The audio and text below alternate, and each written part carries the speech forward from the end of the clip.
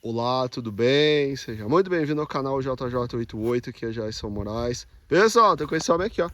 Bom dia! Bom dia, seu Jason. Tudo bem? Tudo certo, e você? Tudo bem. Seu Enio, Isso. aonde que nós estamos, seu Enio? Estamos na localidade de Frei Rogério, Santa Catarina, comunidade aqui do Taquarussu, divisa com Brunópolis e Monte Carlos. Ah, meio que uma tríplice fronteira daí. Exatamente, quando eu pego o Google aqui, ele às vezes fala que eu estou em Monte Carlos, às vezes que eu estou em Frei Rogério e às vezes estou em Brunópolis. Beleza. O que nós vamos mostrar aí hoje? Então, eu sou, hoje sou servidor público, né? Mas venho trabalhando com as abelhas aí há uns 2 anos. Na verdade, desde a época dos meus avós, dos meus pais, eles já lidavam com abelha, né?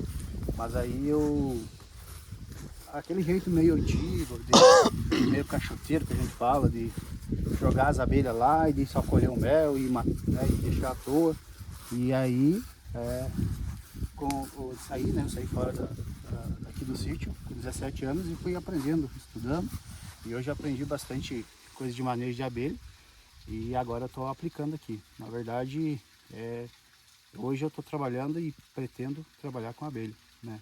Faz 8 anos que eu estou morando aqui, né? Como eu falei para você antes ali, eu saí com 17 anos daqui, já fui de tudo, pedreiro, eletricista, encanador, motoboy, o que você imaginar já fui. E agora já faz 10 anos que eu sou servidor público. E aí, na pandemia, né, antes um pouquinho da pandemia, eu resolvi morar no sítio, voltar para o sítio, né? E aí comecei a construir essa casa aqui um pouquinho antes da pandemia. Quando veio a pandemia, eu me mudei para dentro da casa. Ah, Eu mesmo fiz ela com... como eu pegava férias, final de semana, né? Eu demorei 4 anos para fazer ela. E como eu falei, já era meio carpinteiro, eletricista, encanador. Eu mesmo fui comprando as coisas, pagando devagarzinho e construindo no final de semana. 4 anos eu terminei de construir, veio a pandemia e daí eu me mudei definitivamente. Na verdade, falta bastante coisa para fazer nela ainda. e por que voltar pra roça? É... Não sei, na minha época existia o êxodo rural, né? A pessoa vivia no sítio, muita dificuldade, e aí tinha que procurar serviço, uma qualidade de vida melhor. E agora, né, tá ao contrário, tá o êxodo urbano, o pessoal da cidade voltando para o sítio. E comigo não foi diferente, né? Como meu pai já mora aqui, é só eu e minha irmã mora fora, e agora eles já estão com 60, 70 anos, eu decidi, né, pegar e vir morar aqui do ladinho deles, aproveitar esse Quantos anos você tá? 40 anos. 40 anos. Então, aquela casa do seu pai, você veio pra cá. Cara, é legal. Eu acho que é importante, sabe? Eu acho que você volta, Enio, com um olhar diferente, né? Totalmente. Você volta com outro olhar. Porque se você tivesse ficado só aqui, você não ia ter a experiência de ser motoboy, eletricista e tal, tudo isso, essas profissões que você foi, né? Não, exatamente. E quando eu morava aqui, eu não dava tanto valor ao cheiro, ao som. Por exemplo, eu trabalho em Curitibanos, dá 30 quilômetros, né? E eu vou e volto todo dia, né? Mas eu prefiro pagar esse combustível e sentar naquela área ali, ficar olhando as árvores, ficar olhando os bichos. Aqui tem um monte de cachorro, gato, porco, galinha, abelha agora. Então eu tomei essa decisão e não me arrependo. Coisa boa. Escute, destaca a família e tal. Isso, é eu e minha companheira que moramos aqui. Eu tenho uma filha, mas ela mora com a mãe dela. Tá. Então, e abelha? Por que abelha? Cara, quando eu vim pro sítio, eu falei, eu sou servidor público, mas assim, eu queria ter uma fonte de renda aqui do sítio, né? Já tentei com gado, com porco, com galinha, com ovos, né? Ovos até foi interessante, gado também, mas o terreno é pequeno, né? Aqui o terreno do meu pai são 20 hectares, né? Metade é plantação, que hoje está arrendado para o pessoal plantar soja, que eu não me envolvo com soja, né? Eu gosto mais da coisa natural, da agroecologia. E o restante tá voltado aqui para potreiro, para reserva natural. Tem um riozinho que passa ali embaixo. Embora aqui futuramente eu quero, hoje a gente produz mais ou menos um 70% do que a gente consome aqui no sítio. É Né? bastante. Tem carnes, tem batata doce, tem mandioca, tem feijão. O que a gente não tem também eu troco, por exemplo, por mel com os meus vizinhos, né? Mas, assim, de todas as que eu testei, eu vi que a apicultura, né? Que o mel da abelha com ferrão, tá me dando uma renda bem tranquila e tá me abrindo espaços para trabalhar, tipo, por exemplo, prestar consultorias e outras coisas. Então, Apicultura, eu acredito que hoje já baixei minha carga horária para 30 horas semanais e futuramente eu quero viver só da apicultura. Olha só. Olha ali, ó. Mel Araucária. Mel Araucária. Arroba Mel Araucária. Você Isso. tem lá nas redes sociais? Arroba Isso, o Instagram, né? Mel Araucária, lá a gente publica todos os produtos que a gente tem e manejo que a gente faz dentro da apiária, inclusive faz venda por lá também. Olha só. Isso é interessante. Então vamos aí. Nós vamos lá. Nas abelhas? É isso? A ideia é essa? A ideia é essa, é apicultura, né? Mas como eu falei, aqui envolve sítio, envolve coisa antiga. Até tem uma história bem legal que acontece com vocês. Então vamos aqui. Essa bicicleta aqui, ó, ela é em homenagem à Copa de 1978, né? É um homem especial. E aqui os raios, pode ver que é verde e amarelo, que foi em homenagem à Copa, né? E essa bicicleta aqui, o meu pai morava no Xaxim, que dá 20 km daqui. E ele vinha namorar minha mãe, vestido com aquela bota campeira ali, ó. Então foi em 89 que ele vinha com essa bicicleta e aquela bota. Tá meio... Como é que é? A bicicleta é de 78, 78. que foi a Copa do Mundo, né? Ele foi em homenagem à Copa do Mundo. Monarque homem especial. Olha só. Que coisa, man. E aí... Ainda mais pro seu pai, né? E aí ele... Quando ele soube dessa história, eu guardei ela, guardei a bota. Inclusive tem um monte de coisa antiga aí. Que eu fiz essa área um pouco... Deveria ter feito maior, né? Mas tem várias coisas antigas ali. Bem bacana. Olha aí, ó. Essa bicicleta. Então, essa bicicleta é mais velha que nós dois juntos. Sim. Eu sou de 82, é 4 anos mais velho que eu. Pois é, seu pai usava ela em 1979 ou 89? 89. 89. Que ele veio ia namorar minha mãe. E você veja bem, a gente parar pra pensar, as coisas eram feitas pra durar, né? Sim. Ela tá aí, ó. Tá aí, Tá aí, ó. gente... só querer. É só encher o pneu, dar uma engraxadinha. Agora esse dia o pai tava andando com ela, né? Daí a gente tem umas trilhas boas aqui, a gente vai. Se pegar e fazer aí uma... o pessoal antigamente carregava muita coisa, né? Ali na garupa. Tinha um vizinho nosso lá que fez uma casa puxando cimento numa Monark dessa aí. Então, como eu falei. Beleza, vamos ir pro apiário, porque a Vamos lá. gente vai encontrando um monte de coisa. Aqui, pra você ter uma ideia, aqui é potreiro, tudo potreiro, né? E em 10 anos que eu vim aí, eu venho plantando um pé de cada fruta. Então ali tem araçá, tem cereja do Rio Grande, tem guabiroba, tem vários tipos de pinheiro. Eu estou usando eucalipto, porque aqui é uma região muito fria. E aí a geada mata, né, essas plantas. Aí eu deixo ela como microclima, vou fazendo as podas, os galhos eu vou triturando e jogando para fazer adubo, né? E aí elas convivem bem tranquilo. Por exemplo, aquele pé de bergamota ali, ó. Esse pé de bergamota é lá do Paraná. É uma região bem quente. E aquilo ele não pega. Esse pé de bergamota ele morre cadeado. Aí eu peguei a sementinha, comi a sementinha lá no UFSC mesmo. Fui adaptando na nossa região, no nosso clima. Primeiro nas estufas, depois fui tirando para fora. E aí trouxe para campo, coloquei uma árvore para proteger ela. E hoje ela já não morre mais. Então, consegui adaptar ela na minha região. E dá uma bergamota muito gostosa. Uma bergamota misturada, uma pocã com aquela nativinha miudinha. Mas muito saborosa. Enfim, minha casa, até meu pai falou, você tem que começar a torar essas árvores. Porque a tua casa ela vai ficar no meio do mato. Bem logo, né? Mas eu acho que pra você que lida com mel, tá tudo certo, né? Exatamente. Você precisa de... Exatamente. Se você vê também ali o potreiro, ó. Pode ver os potreiros lá, tá tudo cheio de... Antigamente era só grama, né? Hoje, olha aí, ó, é um matagal. Que a maioria do pessoal, que porquice esse potreiro aí. Mas na verdade é tudo flor para abelha. Né? Eucalipto é flor para abelha.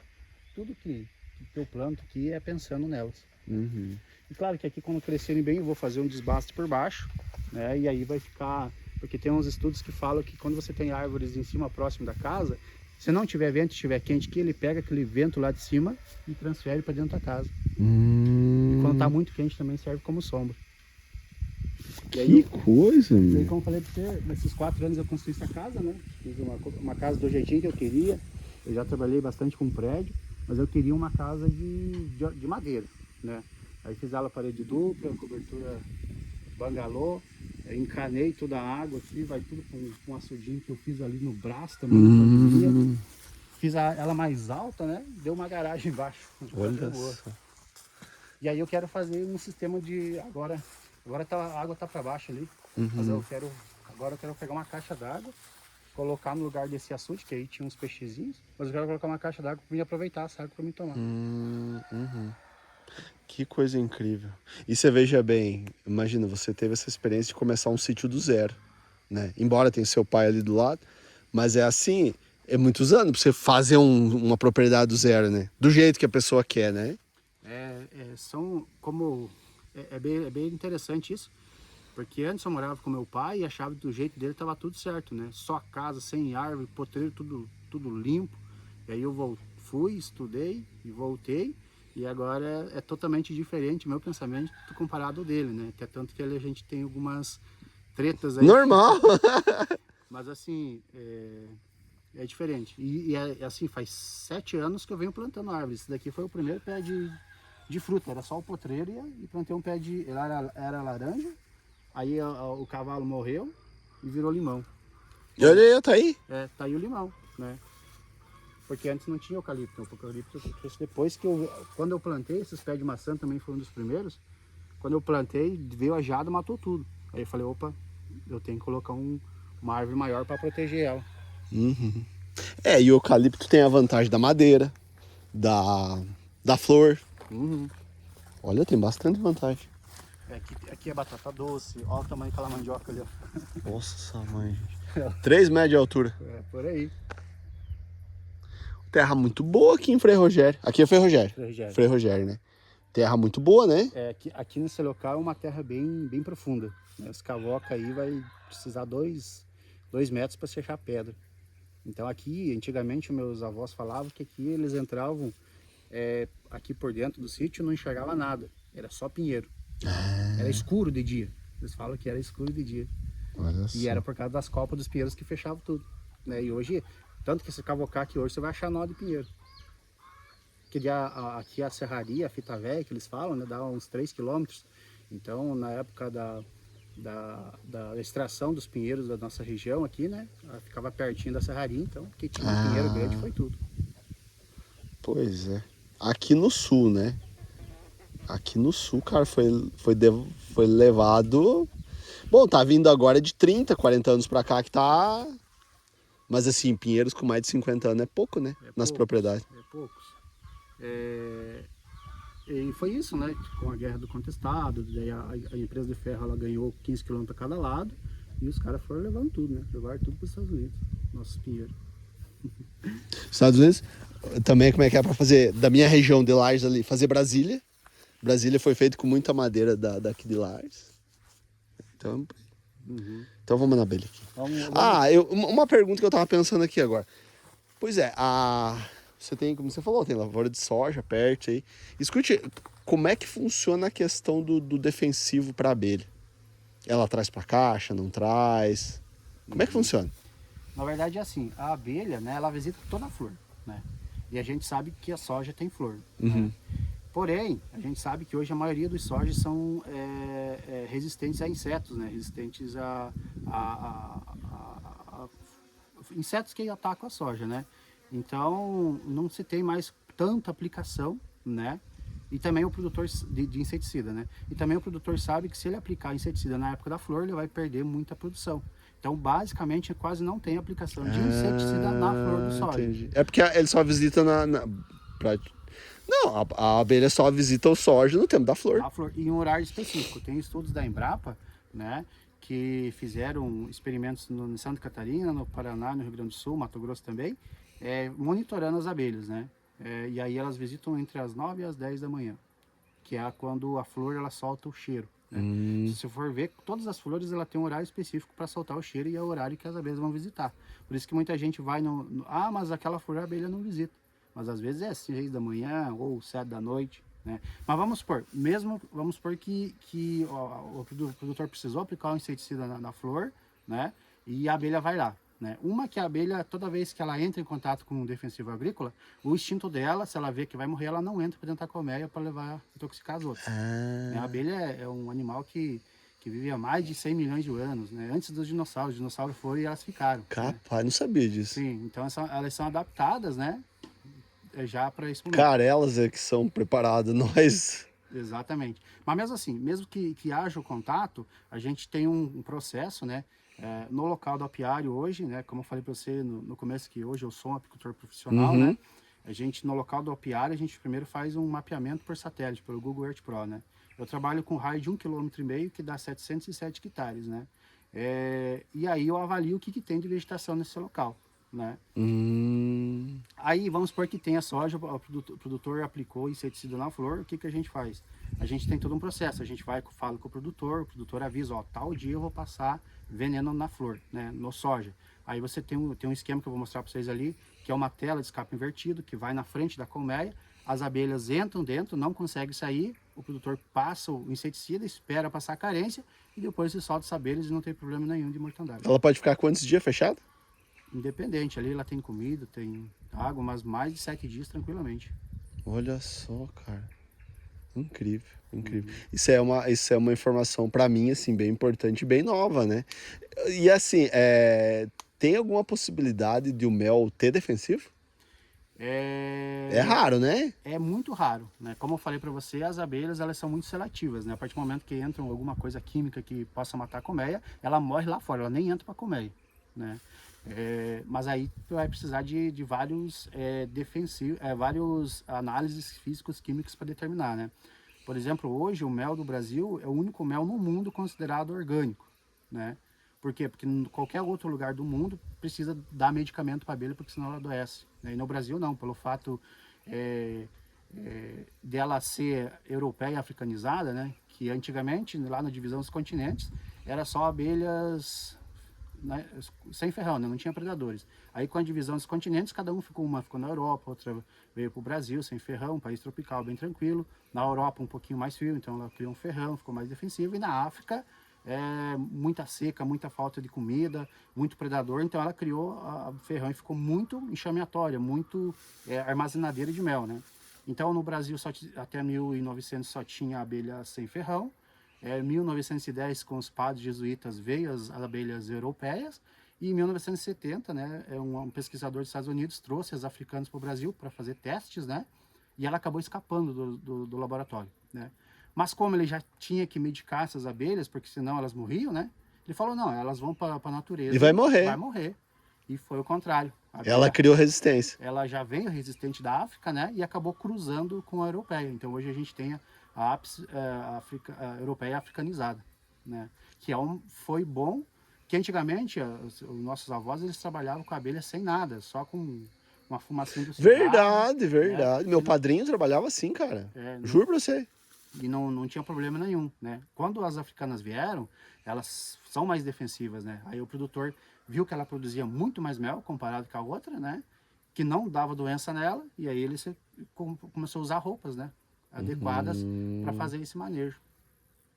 Legal, muito bem. Olha, você tirou uma dúvida muito grande, porque, assim, essa questão do defensivo na flor de soja, dificilmente o produtor vai aplicar na flor, né, no tempo de florada, né?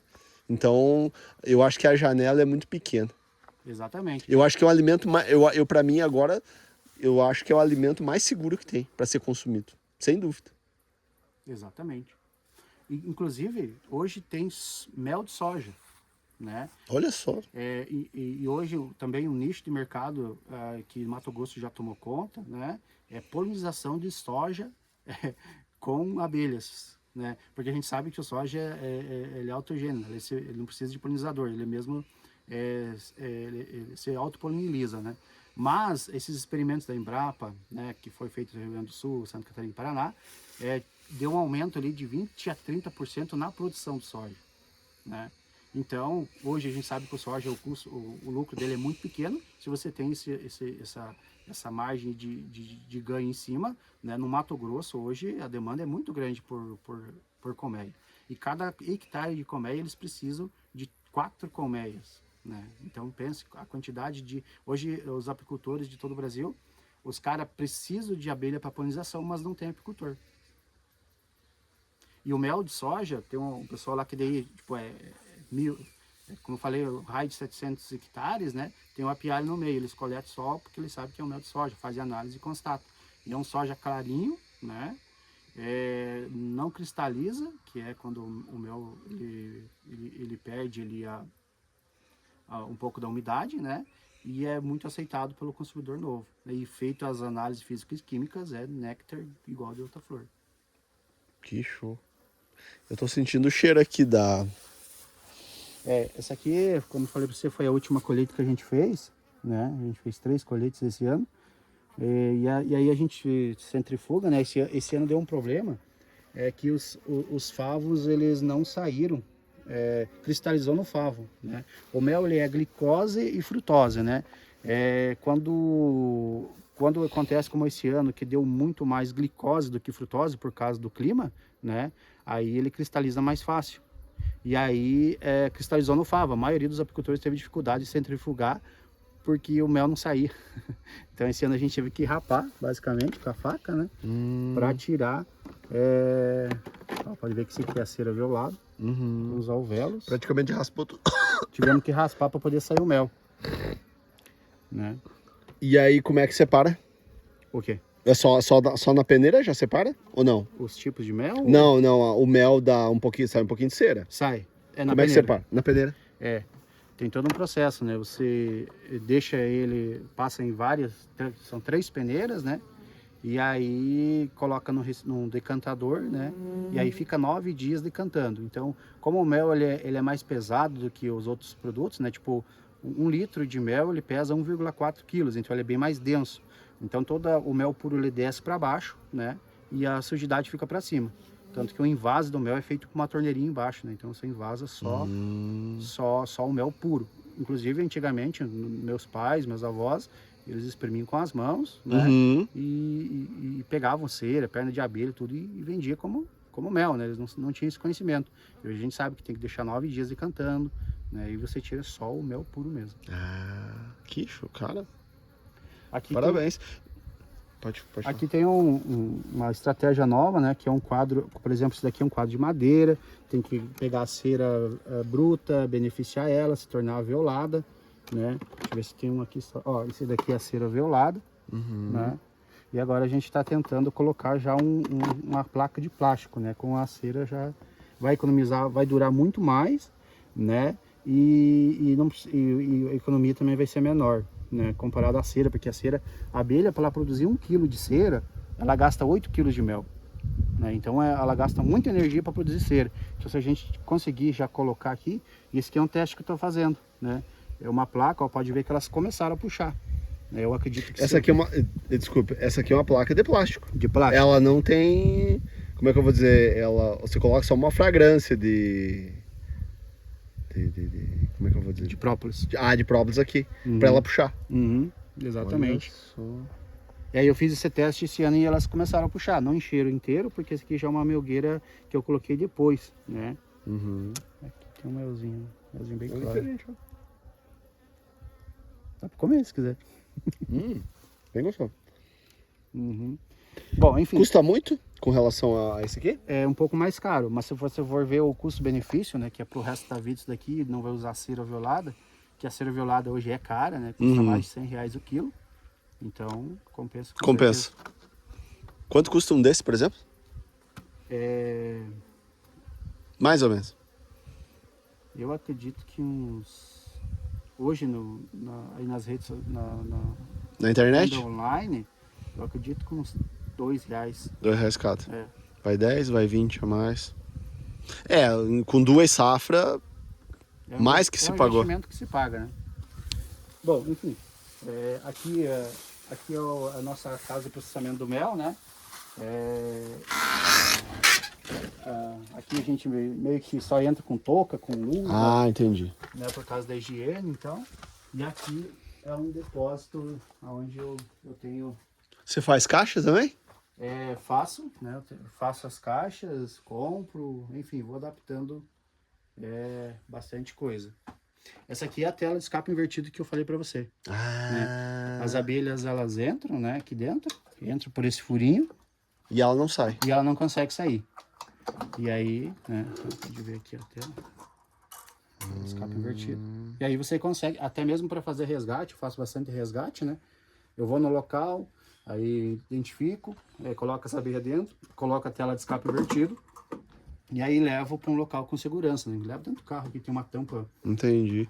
Ah, e é legal que, tipo, você não vai perder nenhuma abelha, você deixa um período que as abelhas, ela vai voltar toda a família para dentro da caixa. Exatamente. Eu chego no local, coleto todas as abelhas e levo elas todas em segurança, né? Esse aqui é daí a parte de cima. É essa parte de ventilação, que como é muito quente ali dentro, né? Daí tem que ter a ventilação. E o mesmo esquema, a abelha entra por aqui e não consegue sair, né?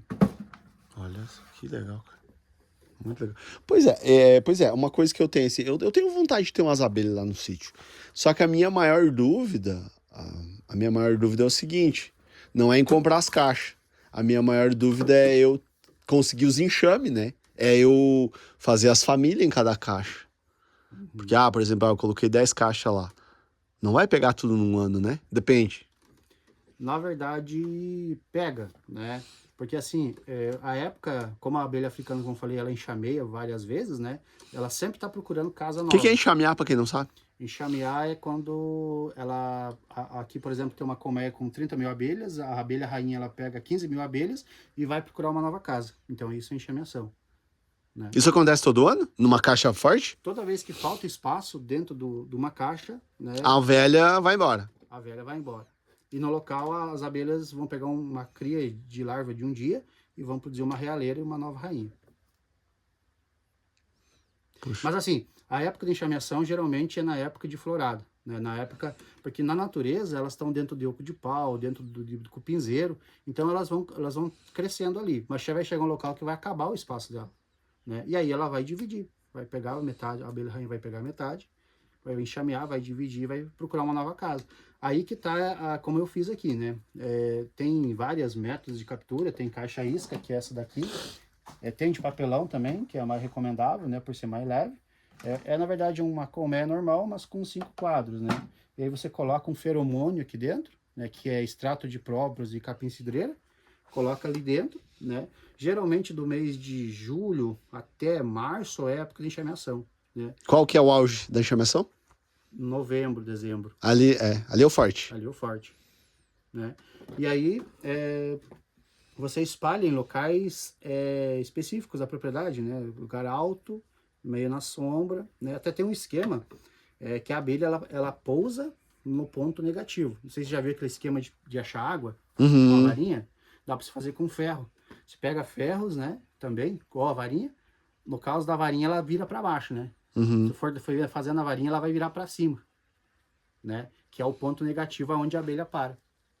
Olha só. Eu não sabia que quando eu comecei, né, a espalhar caixa isca, eu não entendia, porque eu deixei uma caixa 30 dias no local, não pegou. E eu mudei 5 metros longe, pegou no outro dia. Aí, mas tem alguma coisa aí para explicar, né? Daí que eu fui estudar e fui ver que existe o ponto negativo e o ponto positivo, né? Naquele lugar sempre vai pegar. Naquele lugar sempre naquele outro nunca vai pegar. Exatamente. Porque a abelha, ela... E como que ela faz esse reconhecimento? Pra vir assim, pra reconhecer, poxa, gente, vamos se mudar pra lá. Como que ela faz isso? É por sensores, né? Mas ela manda algumas? Como é que ela manda? Manda? Não. Tá, pra ela achar uma nova colmeia. É assim, ó, dentro da colmeia tem várias organizações, né? Desde a que faz limpeza, que faz a cera, que faz a geleia real, e tem as que fazem as sentinelas, que fazem a proteção da colmeia, e tem as batedoras, que a gente fala, né? Que essa batedora, ela sai primeiro, vai até um ponto, acha um local, e aí vem, busca toda a rainha e toda a colmeia que vai dividir e leva. Uma abelha? Uma abelha. Não, deve ter mais. Deve ter mais, eu não sei a porcentagem, né? Eu sei que sentinelas são 5%, por exemplo, de 60 mil abelhas, né? Então as batedoras, eu não sei dizer com exatidão, mas as batedoras saem, né? Procuram uma nova casa e aí chamam a abelha. De repente elas foram no local, não acharam, não sei se já viu enxames pendurados em árvores, aí o que elas fazem? Elas levam até naquele determinado local, descansam e aí no outro dia elas vão embora. Vão achar outro lugar, de repente. A batedeira sempre vai achando um local até achar.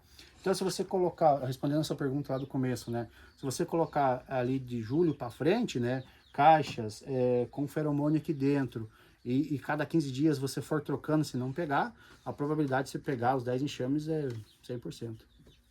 Olha, mesmo que na minha região não tenha mais abelha, muita abelha, por exemplo.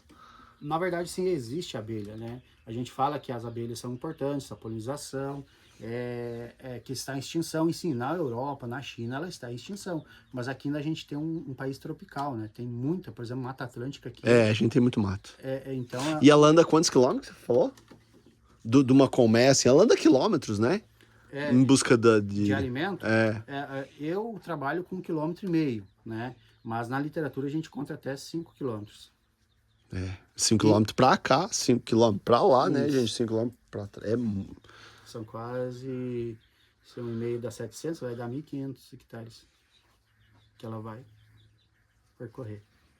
E assim, ela, como a africana ela é enxameatória, então um enxame, por exemplo, aqui de 200 mil abelhas, ela vai dividir sempre 15 mil, 7.500 e vai indo, vai se espalhando. Né? Abençoada essas abelhas que fugiram lá do cara. Sim. E aí tem também o manejo do produtor, né? Do apicultor profissional, que pode fazer divisões, né? Tem vários. Divide aqui, né? Isso. Divide aqui. Fazer divisão simples, divisão trecheiros, divisão demarré. Então, de um enxame se faz 2, de um enxame se faz 6. Então, existem vários. E dá certo? Você já fez? Dá certo. Quantos colmeias você tem? Hoje eu tô com... Eu já tive 70 colmeias, né?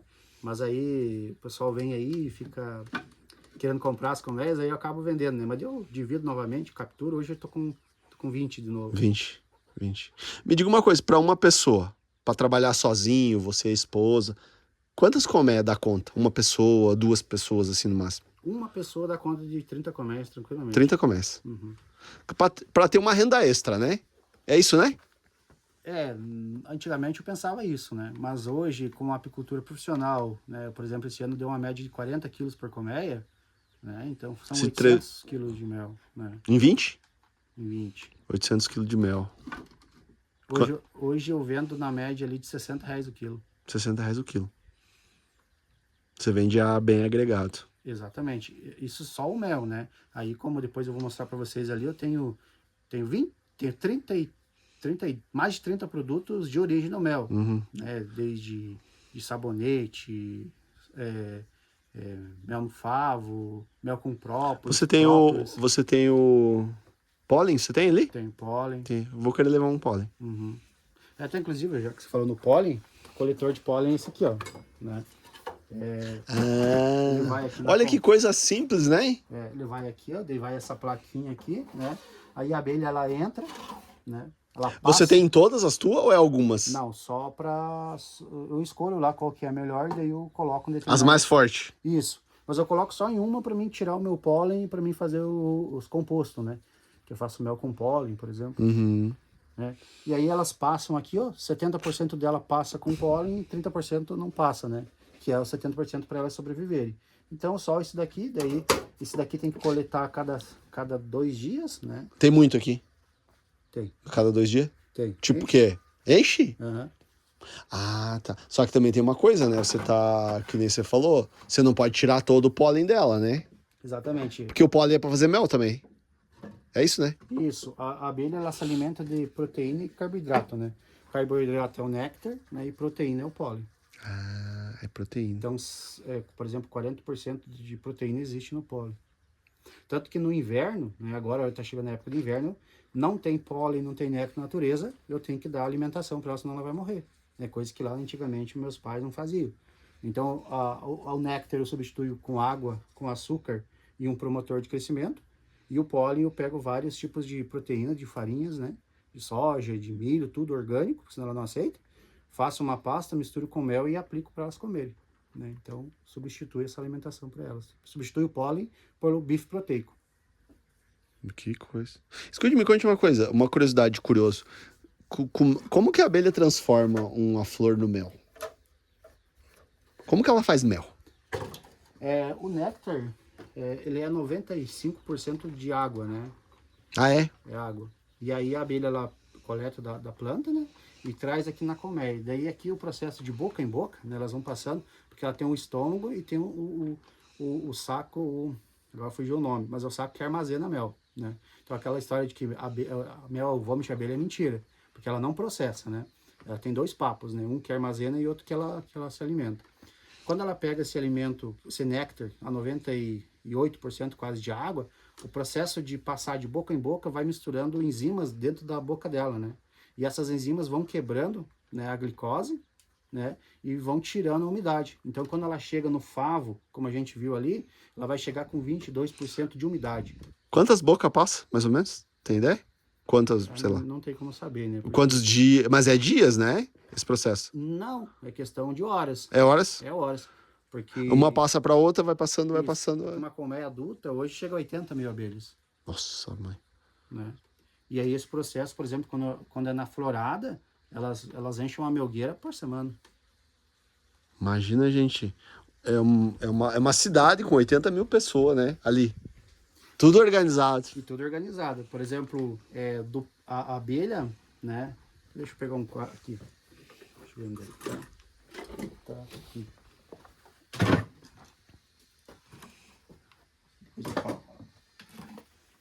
Aqui, ó. Aqui dentro da colmeia, né? São as alvéolas que elas fazem. Então a rainha vem e bota, né? Bota o ovo, né? Do ovo é do 0 a 4 dias. Depois é pupa, depois é larva, depois ela nasce, né? Com 21 dias, depois de botar do ovo, ela nasce. A abelha nasceu aqui dentro, né? Depois de uns 21 dias, ela nasce, ela já tem a primeira tarefa. Do 1º ao 4 dias, ela vai fazer a limpeza da colmeia. Vai limpar os alvéolos, vai colocar uma camadinha de própolis. Pode ver que esse aqui, ó, foi usado só uma vez, esse aqui foi usado 3 vezes. Toda essa parte escura aqui, elas vão revestindo com própolis. Porque o própolis é um produto que higieniza, né? Se fizer estudos, né? Tipo, se você pegar, cozinhar uma panela de arroz, vai ter ali 11 bactérias, né? Por ser fervido. E, por exemplo, o própolis tem esse mesmo processo, só por ele ser natural da natureza, né? De resinas de árvores, e as abelhas, elas misturaram as enzimas e produziam a própolis. Mas, enfim, falando ali, o 1º ao 3º dia, elas fazem limpeza, né? Do 3º ao 7º, elas alimentam as crias jovens. Ela vai pegar o mel pronto e vai dar para os filhotes. Ela pega o mel, um pouquinho de mel e um pouquinho de pólen, mistura, faz o pão de abelha e a mistura e trata os filhotes, né? Do 7º ao 8º, ela vai alimentar só as crias pequenininhas, né? Ela tem uma função. Os bebezinhos? Os bebezinhos, quando elas nascem, depois da limpeza, elas vão alimentar as grandes só, né? Depois que elas alimentam as grandes, eles vão alimentar as bebezinhas, que elas já estão mais adaptadas, já sabem como que faz o processo. Nesse processo também elas produzem a geleia real, né? E aí elas dão um pouquinho, toda a abelha nos primeiros dias recebe a geleia real, se alimenta de geleia real, né? Só a abelha rainha, que é o resto da vida dela, ela se alimenta de geleia real. Mas continuando as fases... Não, é porque é fascinante, né? As fases, aí do 7º ao 15º, elas são engenheiras, elas constroem os favos, né? Aí do 15º até o 21º, elas são as sentinelas, que vão ficar aqui fora da colmeia, protegendo a colmeia. Só entra abelhas da colmeia e predador nenhum entra, né? E depois, esses são os outros 21 dias, né? E daí, fora da colmeia, ela tem mais 21 dias coletando pólen, própolis, néctar e água.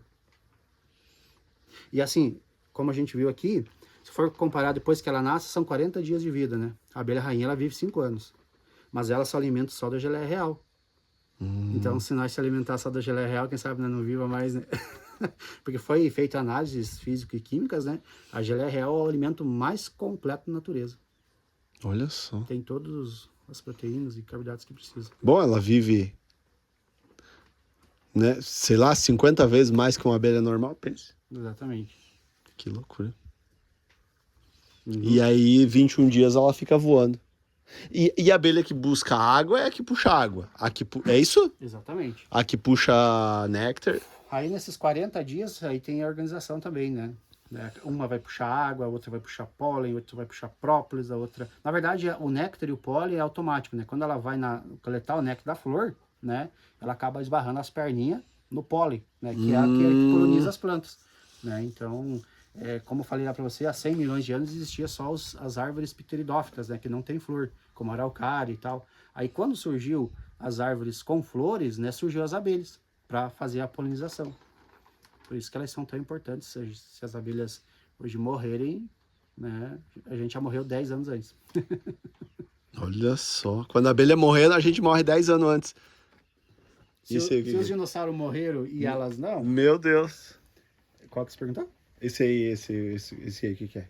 Esse aqui é um porta-rainhas, né? Quando a gente, porta-rainha. quando a gente faz aqui, ó, deixa eu ver, onde é que tá? Esse daqui, é tanta coisa aqui. Deixa eu ver onde é que tá o método espanhol.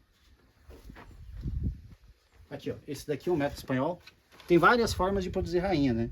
Mas basicamente esse daqui é um sistema que você tira a rainha, coloca em outra colmeia, e aí você pega quadro de uma colmeia campeã, né, de uma colmeia que produziu mais, que não é tão defensiva, que é higiênica. E aí você pega esse quadro, por exemplo, vamos supor que esse aqui seria o quadro escolhido. Aí você coloca aqui dentro. Né? E aí, como não tem rainhas, eles colocam a comida aqui para elas, bife proteico. Né? E aí, como não tem rainha aqui embaixo, as operárias vão puxar várias realeiras. Né? Vão puxar novas rainhas.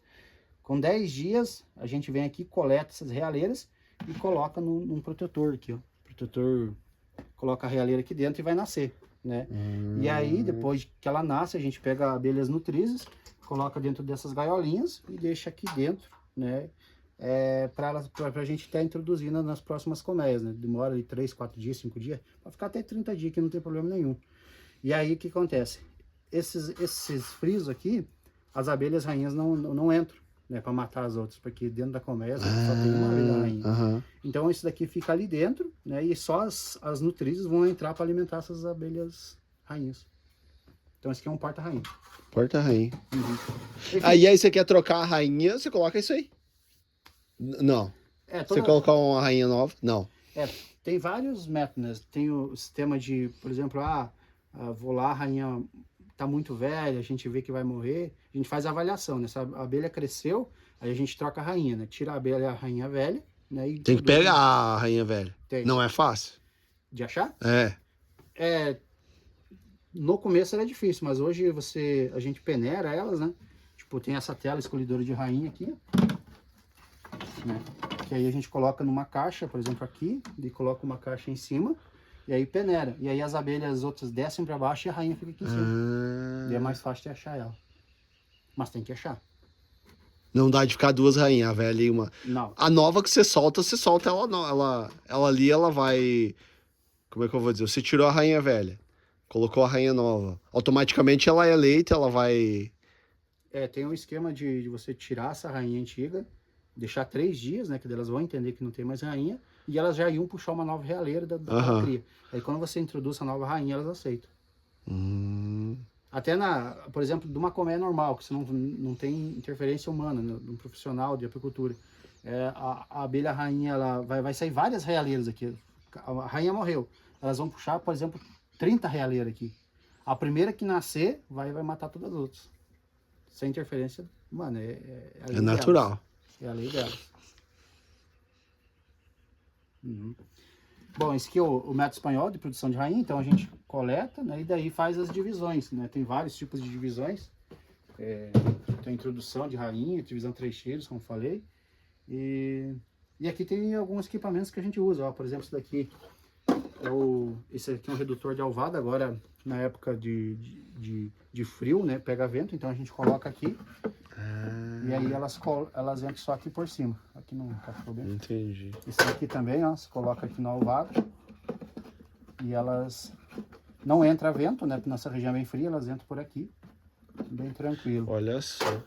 E eu tô vendo que, tipo, assim, como é que eu vou dizer? Tudo isso faz a diferença. Você veja bem, né, gente?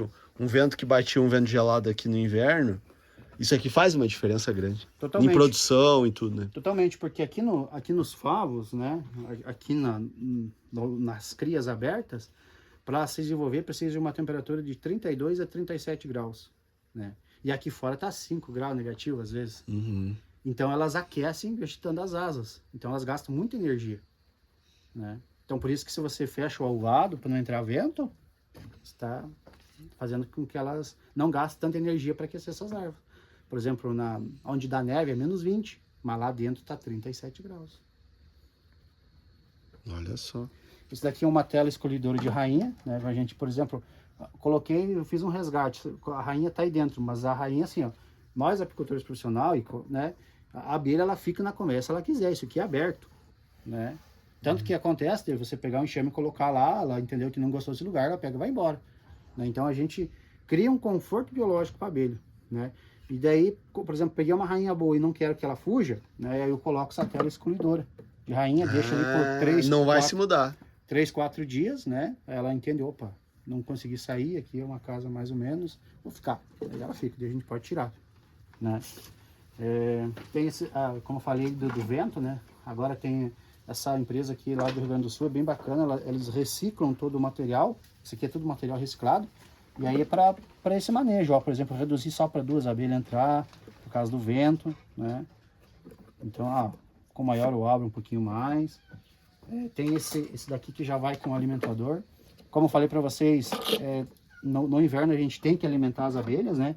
Então, esse daqui olha aí, gente. Esse aqui é um alimentador, é o mais indicado, né? Aqui dentro ele é todo raspado, todo com material, todo material. E aqui vai a comida. Aí vai a comida, aí você coloca uma tabuinha ali. E hoje não tem como falar em abelha sem tratar, né? Mas pra nós, quantas jadas dá no ano isso? Aqui é bem frio, né? De abril até agosto não tem flor, não tem comida. Né? Por isso que o apicultor caixoteiro, né, ele até deixava uma melgueira lá, mas assim, beleza, tem carboidrato, mas e o pólen e a proteína? Não tem. A proteína dentro da colmeia dura 30 dias, depois de 30 dias bolora. Aí as abelhas jogam tudo fora, né, mesmo que sobe. Então, o xarope, bife proteico, tem que dar para as abelhas, né? E aqui a gente já começa. Hoje a gente vai lá depois fazer uma avaliação, né, ver como é que tá eu falo 5 pontos de perfeição, cria de ovo, cria de larva, cria madura, pólen e néctar armazenado. A partir do momento que faltar um desses 5 pontos de perfeição, o apicultor profissional tem que entrar, seja alimento, seja cria, né, tirar a cria de uma colmeia e colocar na outra. Enfim, são vários tipos de alimentadores, né? Esse aqui daqui é o mais indicado hoje, porque você não precisa abrir a colmeia, né? Vai estar frio, então não precisa abrir a colmeia, vem aqui e coloca. Tem esses aqui, ó, que é com vidro de conserva, que dá para furar a tampa. O vidro de conserva é de ponta cabeça, gente. Tem esse aqui, o PET, né? Que dá para garrafinha PET. Legal. E esse daqui foi um que eu adaptei, que eu achei bem interessante, que vai lá no fundo da colmeia, né? E também vai um PET aqui. Enfim, aqui tem alimentador interno, às vezes, quando eu quero colocar aqui dentro, né? Então, tem sistemas de ranhadura, também, sempre para a abelha não morrer, né? Sempre. Qual que você acha melhor? Dos melhores? Esse daqui, que vai fora. Esse aí. Esse daqui. Esse aqui eu consigo controlar bem certinho. Porque assim, com a alimentação, você consegue controlar o tamanho de enxame também, né? Um dos motivos hoje de eu produzir 40 kg de mel por colmeia, e eu, por exemplo, meus vizinhos não consegui quase tirar nada esse ano, porque o ano foi bem ruim, é fazer esse manejo adequado, né? Então, com a alimentação, eu mantenho o enxame do tamanho que ele quer e eu aumento do tamanho que eu quero. Olha só, cara, então, incrível. Por exemplo, a gente simula a florada da natureza. Por exemplo, agosto, setembro, outubro tem um pico de florada de pólen e néctar entrando. Se eu dou pólen e néctar de alimentação artificial, consequentemente o enxame vai crescer. Então o que eu faço? Lá no mês de agosto, setembro, eu faço esse processo. Você trata bastante. Eu faço essa alimentação de crescimento, para quando chegar a florada, elas já vão entrar com tudo, né? Ao contrário de quem não faz manejo, elas vão demorar outubro, novembro, dezembro, só para fortalecer o enxame, para depois coletar mel.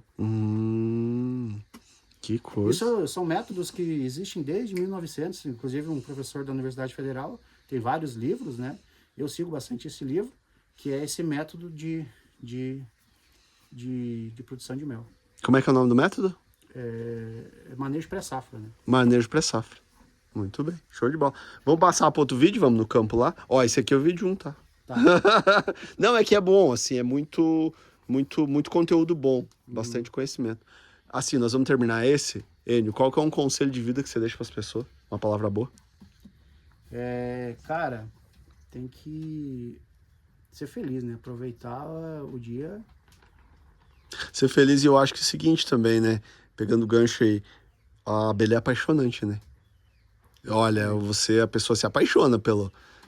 Exatamente. Se você for ver, de cada 10 pessoas, 8 não quer nem ver a abelha na frente. E dessas 2 pessoas, só 1% é apicultor profissional, o resto é caixoteiro, né? Então, a partir do momento que você entra, você conhece toda a organização dentro da colmeia, a evolução desde 200 milhões de anos atrás, né? É apaixonante. O cara que é apicultor que entra é bem louco mesmo. Ele é como é que é? Ele é apaixonado, né? Mas como filosofia de vida, tem uma música do Das Aranhas que fala um dia lindo a gente faz, né? Então, você tem que fazer o dia ficar lindo sempre. Muito bem. Obrigado, viu? Parabéns pra você. Um abraço. Valeu. Vamos pro vídeo 2, né? Nós vamos lá no campo agora, tá bom? Beleza. Vamos vestir a roupa aí, né? Pessoal, vocês estão assistindo nós? Olha aqui, ó. Aqui, ó. Vou terminar nas abelhas. Pessoal, vocês estão assistindo nós? Deixa o like aí. Compartilhe. Olha aqui, ó. Olha que bonito. Se inscreva no canal e vem com a gente que aqui é cheio de vídeo assim. Um abraço e até a próxima. Olha, gente, aquele melzinho ali que eu coloquei o dedo, ó. Fica aí no vídeo, gente.